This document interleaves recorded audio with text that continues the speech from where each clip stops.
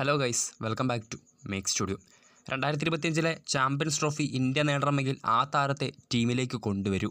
പ്രതികരണവുമായി രംഗത്ത് വന്നിരിക്കുകയാണ് മുൻ ന്യൂസിലാൻഡ് ക്യാപ്റ്റനും ഇതിഹാസ താരവുമായിട്ടുള്ള സ്കോട്ട് സ്റ്റെയറിസ്. അപ്പോൾ ശ്രീലങ്കയ്ക്കെതിരായിട്ടുള്ള കഴിഞ്ഞ ദിവസം അവസാനിച്ച ഏകദിന പരമ്പരയിലെ ഒരു ദയനീയ പ്രകടനത്തിന് ശേഷം ഇന്ത്യൻ ടീമിനെതിരെ ശക്തമായ വിമർശനങ്ങൾ തന്നെയാണ് ക്രിക്കറ്റിൻ്റെ എല്ലാ കോണുകളിൽ നിന്നും വന്നുകൊണ്ടിരിക്കുന്നത്. ODI സീരീസിനുള്ള സ്ക്വാഡ് സെലക്ഷൻ നടത്തിയപ്പോൾ മുതൽ തന്നെ ശക്തമായ വിമർശനങ്ങളായിരുന്നു ടീമിനെതിരെ രംഗത്ത് വന്നത്. നമുക്കറിയാം, തൻ്റെ അവസാന ഏകദിനത്തിൽ പോലും സെഞ്ചുറി നേടിയ സഞ്ജു സാംസൺ ഉൾപ്പെടെയുള്ള ഒരുപാട് മികച്ച താരങ്ങളെ പുറത്തിരുത്തിയുള്ളൊരു സ്ക്വാഡ് അല്ലെങ്കിൽ ഒരു തഴഞ്ഞിട്ടുള്ള ഒരു സ്ക്വാഡ് സെലക്ഷനായിരുന്നു ലങ്കയ്ക്കെതിരെ ഏകദിന സീരീസിന് ഇന്ത്യ നടത്തിയത്. അന്ന് മുതൽ തന്നെ ശക്തമായ വിമർശനങ്ങൾ തന്നെയായിരുന്നു ഇന്ത്യൻ ടീമിനെതിരെയും ഇന്ത്യയുടെ മുഖ്യ പരിശീലകൻ ഗൗതം ഗംഭീറിനെതിരെ വന്നത്. സോ ഗംഭീറിൻ്റെ ഇഷ്ടപ്രകാരമുള്ളൊരു സ്ക്വാഡ് സെലക്ഷൻ തന്നെയായിരുന്നു ODI സീരീസിലും T20 സീരീസിലും ഇന്ത്യ നടത്തിയത്. T20 സീരീസിൽ 3-0 ജയിച്ചെങ്കിലും ഏകദിന സീരീസിൽ 2-0 സമ്പൂർണ്ണ അടിയറവ് പറയുകയായിരുന്നു ടീം ഇന്ത്യ. അപ്പോൾ ഇപ്പോഴത്തെ പ്രതികരണവുമായി രംഗത്ത് വന്നിരിക്കുകയാണ് മുൻ ന്യൂസിലാൻഡ് താരം. 2025 ചാമ്പ്യൻസ് ട്രോഫി ഇന്ത്യ ജയിക്കണമെങ്കിൽ സഞ്ജു സാംസണെ തിരികെ ടീമിലേക്ക് കൊണ്ടുവരാനാണ് ഇപ്പോൾ മുൻ ന്യൂസിലാൻഡ് ക്യാപ്റ്റനും അവരുടെ ഓൾറൗണ്ടറുമായിട്ടുള്ള സ്കോട്ട് സ്റ്റെയറിസ് ഇപ്പോൾ വ്യക്തമാക്കിയിട്ടുള്ളത്.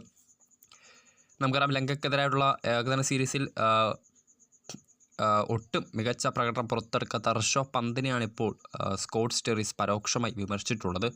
നമുക്കറിയാം, ഒരുപാട് അവസരങ്ങൾ തന്നെ ഇതിനോടകം തന്നെ പന്തിന് നൽകിക്കഴിഞ്ഞിട്ടുണ്ട്. ഒരു ബാറ്റർ എന്ന നിലയിൽ 1000 മടങ്ങ് പന്തിനേക്കാൾ വളരെ മികച്ച രീതിയിൽ ചെയ്യാൻ സാധിക്കുന്ന പ്ലെയറാണ് സഞ്ജു സാംസൺ. എന്നിട്ടും കാര്യമായിട്ടുള്ള അവസരങ്ങൾ സഞ്ജുവിന് ഇന്ത്യൻ ടീമിൽ നിന്ന് ലഭിക്കുന്നില്ല. സോ 2025 ചാമ്പ്യൻസ് ട്രോഫി ഇന്ത്യ ജയിക്കണമെങ്കിൽ സഞ്ജുവിനെ സ്ക്വാഡിലേക്ക് കൊണ്ടുവരാനാണ് ഇപ്പോൾ സ്കോട്ട് സ്റ്റെയറിസ് വ്യക്തമാക്കിയിട്ടുള്ളത്. നമുക്കറിയാം, ഏകദിന സീരീസിനുള്ള ടീമിൽ മലയാളി താരം ഇല്ലായിരുന്നു. KL രാഹുലും അതോടൊപ്പം തന്നെ ഋഷഭ് പന്തുമായിരുന്നു ഇന്ത്യയുടെ 2 വിക്കറ്റ് കീപ്പർമാരായി ടീമിൽ ഇടം നേടിയത്. സോ ആദ്യം 2 മത്സരത്തിലും KL രാഹുലിനെ ഇറക്കി ഗംഭീർ പരീക്ഷിച്ചെങ്കിൽ പോലും കാര്യമായിട്ടുള്ള ഇമ്പാക്റ്റ് ഉണ്ടാക്കാൻ ഒരു ഇടവേളയ്ക്ക് ശേഷം ടീമിലേക്ക് എത്തിയ രാഹുലിന് സാധിച്ചില്ല. 3-ാം മത്സരത്തിലൊരു പരീക്ഷണ വസ്തു എന്ന നിലയിൽ ഋഷഭ് പന്തിനെയും ഗംഭീർ കളിപ്പിച്ചിട്ടുണ്ടായിരുന്നു. പക്ഷേ ബാറ്റിങ്ങിലും കീപ്പിങ്ങിലും വമ്പൻ ഫ്ലോപ്പ് തന്നെയായിരുന്നു പന്ത് അവസാന ഏകദിനത്തിൽ കാഴ്ചവെച്ചത്. അനായാസമായ സ്റ്റെമ്പിങ്ങുകൾ ഉൾപ്പെടെ ഒരുപാട് മിസ്സുകൾ അദ്ദേഹത്തിൻ്റെ ഭാഗത്തു നിന്നും ഉണ്ടായിട്ടുണ്ടായിരുന്നു. ബാറ്റിങ്ങിലാകട്ടെ 9 ബോളിൽ 1 4 അടക്കം 6 റൺസ് നേടിയാണ് അദ്ദേഹം പുറത്തായത്. മഹേഷ് തീക്ഷണയുടെ പന്തിൽ കുശാൽ മെൻഡി സ്റ്റെമ്പ് ചെയ്താണ് പന്ത് പുറത്തായത്.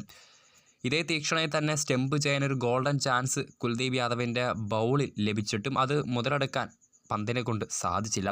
സോ കീപ്പിങ്ങിലും അതോടൊപ്പം തന്നെ ബാറ്റിങ്ങിലും ഒരുപോലെ മിസ്സുകൾ വരുത്തിയായിരുന്നു 3-ാം ഏകദിനത്തിൽ ഋഷഭ് പന്ത്. അപ്പോൾ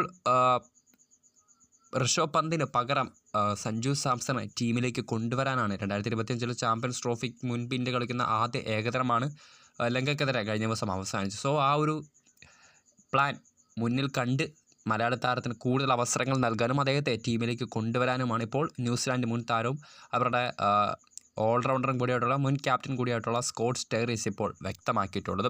സോ വീഡിയോ ഇഷ്ടപ്പെട്ടാൽ ലൈക്ക് ചെയ്യുക, ഷെയർ ചെയ്യുക. കൂടുതൽ വാർത്തകൾക്കായി ചാനൽ സബ്സ്ക്രൈബ് ചെയ്യുക.